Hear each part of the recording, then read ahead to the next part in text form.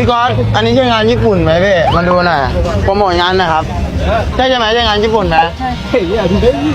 เป็นคนไทยไหม ไม่ใช่คนไทยค่ะคนมอญค่ะ คนอะไรนะ คนมอญ เป็นคนมอญค่ะ คนมอญประเทศอะไรอ่ะ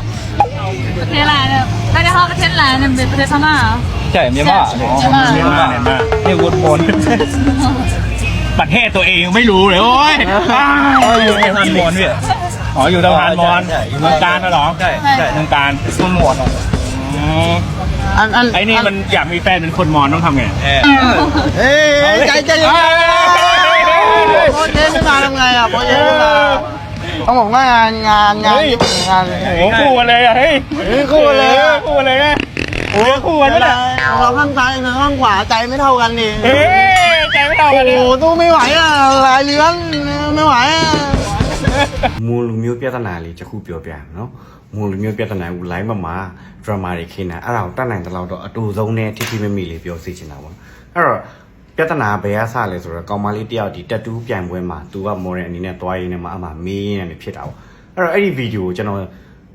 positive နဲ့ negative တွေးပြီးကြည့်လို့ရတယ် positive ပေါ့နော်ကျွန်တော်အကောင့်ဘက်ကကြည့်ပြီးပြောမယ်ဒီညီမလေးလုံးဝမမှားလို့ပြောလို့ရပါတယ်ဒါကိုမှားတယ်လို့ထင်တဲ့သူကိုလည်းကျွန်တော်ကဘာမှတော့မပြောဘူး तू ကတော့ဘယ်လိုစိတ်တရားနဲ့ပြောလဲမသိအဲ့တော့ဒီဗီဒီယိုကိုကြည့်မယ်ဆိုမမှားဘူးမှားတာဘယ်သူတွေလဲလို့မေးအဲ့ဒါကိုနှစ်ဖွဲ့ကွဲသွားတယ်အဖွဲကမှားတယ်လို့ခံစားရတယ်အဲ့ဒါကျွန်တော်ပြောပြမယ်အဲ့ဒါဘာလဲဆိုတော့အဲ့ဘေးကအဲ့ဒီဗီဒီယိုကြည့်ပြီးတော့ तू ပြောတယ်ဆိုလို့ဆိုရင်လုံးဝမမှန်ဘူးလို့ကျွန်တော်ပြောချင်ပါတယ်ဘာကြောင့်လဲဆိုတော့ဒီဗီဒီယိုမှာရှင်းတယ်လေ तू လူမျိုးမေးတယ် तू လူမျိုးပြောတယ်နိုင်ငံမေးတယ်နိုင်ငံမေးတော့ तू ဖြေလို့မရတာထိုင်းစကားမတတ်တာလည်းဖြစ်ကောင်းဖြစ်နိုင်တယ်ဒါမှမဟုတ်ဖမားနဲ့မြန်မာနဲ့ဆိုပြီးဆိုပါဖြစ်လို့လှမ်းမေးတာလည်းဖြစ်ကောင်းဖြစ်နိုင်တယ် तू ပုံစံထိုင်းစကားတက်တဲ့ပုံမပေါက်ဘူးเพราะว่าเขาไม่น่าจะพูดไทยได้ไม่น่าจะเป็นมอญที่เกิดที่ไทยจะนับเป็นตัวเป้าเนาะไทยนี่ก็มามุ้ยแต่มอญมาของเราตู้เย่ลีดันเอ็กซิงซัมเนียนกูจะนอนน้าทอมมีบี้ตู้เย่เอ็กซิงกันมาของกูအဲ့တော့ဒီမွန်မဘက်ကလည်းလိုက်တာမဟုတ်တော့ဘာဖြစ်လဲဆိုတော့အဲ့မှာမွန်နေတချို့ဖွဲ့တစ်ဖွဲ့ကဒရာမာတွေခင်းလာတယ်ငါတို့မွန်တွေကမှန်တယ်လေငါတို့မွန်လို့ရဲရဲပြောတာကျွန်တော်ပြောရဲရဲပြောကောင်းတယ်မွန်လို့ပြောလုံးဝဂုံယူကျွန်တော်လည်းမွန်ပြည်နယ်မှာနေဘူးတဲ့เนาะအဲ့တော့ပြောချင်တာကနိုင်ငံလို့ပြောရင်လည်းရဲရဲပြောမြန်မာဟုတ်ရမလားရှင်းရှင်းပဲအဲ့တော့ကျွန်တော်တို့လူမျိုးကြီးတွေအများကြီးရှိတယ်ကချင်မှာဆိုလဲရဝမ်တို့လီဆူတို့တည်ရမလားကရင်မှာဆိုလဲပိုးတွေသဘောတွေအများကြီးရှိတယ်ရှမ်းနေဆိုလဲအများကြီးရှိတယ်ကျွန်တော်တို့ဆိုရှမ်းဆက်ဗမာရှမ်းဗျာရှမ်းတော်မှာအဲ့လိုမျိုးခမောင်းတည်တဲ့ရှမ်းမို့လောရှမ်းအ ਨੇ စုရှိတာနော်အဲ့လိုမျိုးဆက်တာအဲ့တော့ဘာဖြစ်လဲဆိုတော့ကျွန်တော်ပြောချင်တာတချို့တစ်ဖက်ကကြည့်ရင်ဗျာဘယ်လိုဖြစ်လဲဆိုတော့အရန်အယူမတီးစေချင်ဘူးပေါ့နော်တိုင်းရင်းသားတွေကိုဘာပြောစေချင်လဲဆိုတော့တချို့ကမြန်မာလို့ပြောခိုင်းဗမာတွေကသူတို့ဗမာဇက်တဲ့ဇွတ်သွင်းတယ်လို့ထင်တယ်မဟုတ်ဘူးเนาะကျွန်တော်ပြောချင်တာ ethnic ရှိတယ် ethnic ဆိုတော့ကျွန်တော်လူမျိုးလငေါပေါ့ထိုင်းလိုက်ပြောရင်เนาะကျွန်တော်လူမျိုးคือเชื้อชาติเนาะเชื้อชาติနဲ့ชาติพันธุ์ဆိုတာရှိတယ်နိုင်ငံသားနဲ့ကျွန်တော်တို့တိုင်းရင်းသားဆိုတာရှိတယ်เนาะအဲ့တော့မေးတဲ့ခါကျတော့ဘယ်လိုဖြေရမလဲကျွန်တော်တို့ကထိုင်းမှာဆိုလဲဖတ်အိစာတို့ဘာလို့ရှိရလေကျွန်တော်တို့ခွန်းနေရတော့ရှိဒါလည်းတိုင်းရင်းသားလို့ပဲပြောလို့ရတယ်ဒါပေမဲ့သူတို့ဖတ်စာလက်ချက်ကလို့ခေါ်တဲ့ဒီအလေဒီပြောမှဆိုရင်ဖတ်စာကာပေါ့เนาะเป็นနိုင်ပြောမယ်စကားရှိတယ်ဒါတော့ခုနကျွန်တော်ဘန်ကောက်ပြောတဲ့စကားလေးတန်းပေါ့နော်တဘောတရားအဲ့လိုပြောရတယ်ဗမာမြန်မာဆိုလည်းမြန်မာစကားဗမာစကားပေါ့နော်ထားလိုက်ပါတော့ဒါပေမဲ့မြန်မာလို့ပြောလိုက်တာနဲ့ဗမာလို့ဇွတ်တွင်တယ်လို့မထင်ပါနဲ့တချို့မွန်တွေကလည်းငါတို့ကအရင်တော့ဒီလိုရှိခဲ့တာဆိုကျွန်တော်သိတယ်မွန်တွေကဘလောက်ခမ်းနားခဲ့ကျွန်တော်လည်းစာဖတ်ပူတယ်သိတယ်မွန်တွေကသူ့ဘာသာနဲ့သူရှိရသူ့နိုင်ငံရဲ့ဟုတ်ပါတယ်လူမျိုးကြီးဒါပေမဲ့ဒီနေ့ဒီချိန်ထိုင်းအောင်ကျွန်တော်တက်လာပြီတက်လာတဲ့အချိန်မှာကျွန်တော်တို့အောက်လန်းကတက်လာတယ်ဗျဟိုဘက်ဖွင့်ပြီကျွန်တော် name list တင်ပြီးတော့ကျွန်တော်တွေးစစ်ပါစစ်ပြီးကျွန်တော်တို့လုပ်လို့ဆိုရင်ကျွန်တော်พี่หนูจะเอาประเทศมอญนะเขาจะทำให้เหรอไม่ทำหรอกมันไม่มีเขาไม่รู้หรอก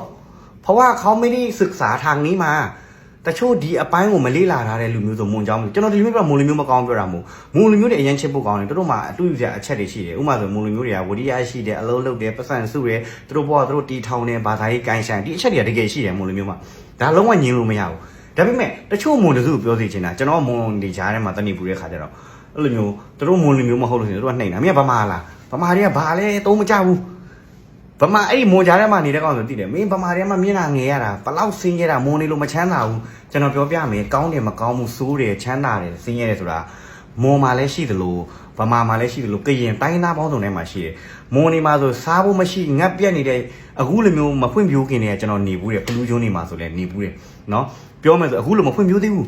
ကျွန်တော်တို့ငတ်ပြက်ပြီးတော့တောင်းစားနေတဲ့အိမ်တွေမှာဒုနဲ့ဒီအဲ့ဒါမွန်မမဟုတ်ဘူးရန်ကုန်မှာဆိုလည်းကျွန်တော်တို့ကျူးကျော်ရက်ကွက်တွေမှာကြည်လိုက်ရက်ကွက်တွေတော့မပြောချင်ဘူးနော်ရန်ကုန်မှာဆိုရှိတယ် အများကြီးပဲကျွန်တော်တို့ကျူးကျော်ရဲမှာကျွန်တော် pride လိုက်လုပ်ဘူးတယ်ကျွန်တော်ပြောတာအများကြီးပဲကောင်းတယ်ဆိုတယ်ဆိုတာအဲ့တော့ကျွန်တော်ပြောချင်တာကဗမာတွေကလည်းမြန်မာလို့မပြောရင်စိတ်မဆိုးနဲ့တို့စိတ်ခံစားခြင်းနဲ့တို့စွတ်ထားလိုက်နော်မွန်တွေကလည်းတခုခုဖြစ်လို့ဆိုရင်တို့ကအရင်တော့နိုင်ငံရှိခဲ့တာဘာလာညာကျွန်တော်ပြောပြမယ်ကျွန်တော်သိတယ်တို့ပေမဲ့ခုနကကျွန်တော်ပြောသလိုဒါကြီးကိုနောက် generation ကိုအဲ့လိုမျိုးတွင်းထားပြီးတော့ဒီပမာကိုနှိမ်ဖို့အတွက်လားဒါမှမဟုတ်လို့ဆိုရင်ဒါငါတို့တမိုင်းမှာကောင်းတယ်ဝလုံးကောင်းတယ်လားတာနေတာကြဒါပေမဲ့လုံးဝမဖြစ်တင်တာတခုကတော့ဗမာဖြစ်ဒီကချင်ကရားကရင်ချင်းဗမာမွန်ရခိုင်ချင်းဘယ်သူမှရံမဖြစ်တင်ဘူးလို့ထင်တယ်အခုလက်ရှိထိုင်းမှာပြဿနာကနိုင်ငံရေးနဲ့ပတ်သက်ပြီးတော့မှပိုပြီးစီးပွားရေးကြားနိုင်ငံရှိတယ်လို့နိုင်ငံရေးသမားတွေဟောထားတဲ့အတွက်ကြောင့်မို့ထိုင်းလူမျိုးတွေရဲ့အမြင်ဆောင်မှုကမြန်မာနိုင်ငံသားပေါ့နော်မြန်မာနိုင်ငံသားဆိုတာအခုလက်ရှိလူမျိုးကြီးအားလုံးကိုပေါ်တက်ရော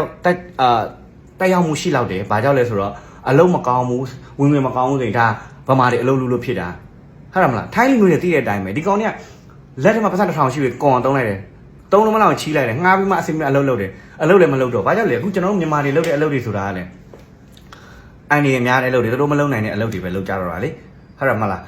ထားလိုက်တော့တခြားအလုပ်တွေလည်းလုပ်နေတာလည်းရှိကောင်းရှိမယ်ဒါတွေကအနည်းစုကျွန်တော်မပြောတော့ဘူးเนาะအဲ့တော့ပြောချင်တာကဒီခြားထဲမှာကျွန်တော်တို့အချင်းချင်းလည်းမစီလုံးကြဘူးနောက်တစ်ခုကပိုဆိုးတာကတယောက်နဲ့တယောက်သူ့နိုင်ငံမှာနေတာစီကံလည်းမရှိကြဘူးတလောတော့တွေ့တယ်เนาะမွန်လည်းတွေ့တယ်ဗမာလည်းတွေ့တယ်အဲ့လိုမျိုးမွန်ကြီးပဲမပြောချင်ဘူးမွန်လူမျိုးတွေကတော့အတန်နဲ့ကျဲတယ်ဒါတော့ဘယ်သူမှညင်လို့မရဘူးစကားပြောအတန်ကျဲတယ်တို့ရဲ့လေတန်အကြဝါကျဲတယ်ကြာ base ကိုမှလုံးဝဟင်းဒါပေမဲ့အဲ့ဒါမကောင်းလို့ပြောတာမဟုတ်သူ့အိမ်နဲ့သူ့ငက်နဲ့ပြောရင်ကောင်းတယ်ကားပေါ်တွေမှာပြောတာဟာလားလမ်းသွားရင်ပြောတာเนาะတချို့ဗမာတွေလည်းရှိရစကားပြောအကျယ်ကြီးပဲလိုင်းကားပေါ်မှာမွန်တွေကဗမာတွေတွေ့နေတယ်ကားတကားလုံးတို့ကြီးလိုက်တာတို့မသိဘူး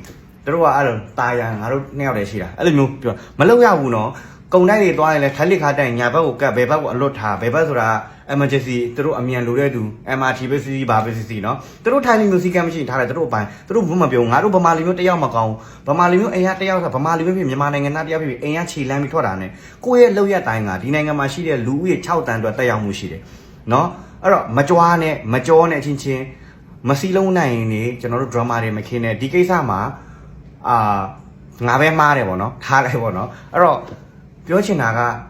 မင်းကထိုင်းစကားပါတက်လဲဆိုတော့กูก็พอได้กูพูดได้อยู่นะกูเกิดที่นี่นะขอให้รู้ไว้ก่อนงาดีมามุ้ยด่ะงาดีมามุ้ยได้ก่อนเนาะงามีบ้านမြန်မာနိုင်ငံမှာဆိုလို့မြန်မာနိုင်ငံသားလို့ငါရဲရဲပြောရဲတယ်ငါနိုင်ငံငါမိပါတယ်အဲ့နိုင်ငံဘာလောက်ပဲစုပ်ပြတ်နေပြီအာနာရှင်စနစ်တော့ငါမကြိုက်ဘူးစုပ်ပြတ်တတ်နေပြီငါတို့ချစ်တယ်เนาะဘယ်တိုင်းသားမဆိုငါတော့အဲ့လိုမတွေ့ဘူးဘာဖြစ်လို့လဲဘယ်နိုင်ငံလို့ပြန်ก็มาจากประเทศမြန်မာหรือพม่ากล้าพูดเต็มนะအဲ့တော့မပြောရဲတဲ့လူလည်းဘာမှဖြစ်ဘူးเนาะဘာမှ drama မခင်းနဲ့သူကိစ္စနဲ့သူ emotion နဲ့သူ့ရဲ့နဲ့သူ့ဇက်ပဲပေါ့เนาะအဲ့တော့ပြောချင်တာကျွန်တော်ပြောတဲ့ထဲမှာမှားတာလည်းပါကောင်းပါနေတယ်ကျွန်တော်ကိုကအမြဲတမ်းမှတ်ပါတယ်ဆိုတော့အဲ့လိုမျိုးကောင်းနေမှာမပါဘူးเนาะကျွန်တော် thinking ကဟုတ်ပြီမှားရင်ပြောရတယ်ဒါပေမဲ့ကျွန်တော်ပြောတဲ့ခါမှာရိုင်းတဲ့စကားတော့မပါဘူးအောက်လုံးမပါဘူးသိရမလားချက်အောက်ဟာယူငုံပြီးပြောတာလည်းမပါဘူးသိလားတချို့လူတွေကတအားရိုင်းနေเนาะအဲ့တော့ဒီကိစ္စဒီမှာပြီးကျွန်တော်ပြောတာကကျွန်တော်သိတာလေးကိုတတ်နိုင်တယ်လို့ဆရာကြီးလောက်တာမဟုတ်ဘဲနဲ့ sharing ပေးတာเนาะဒီ technique တွေယူပြီးကျွန်တော်ဒီ live မှာကျွန်တော်တို့ try ကြည့်ပါအကောလုံးအဆင်ပြေအောင်အားလုံးပဲမင်္ဂလာပါ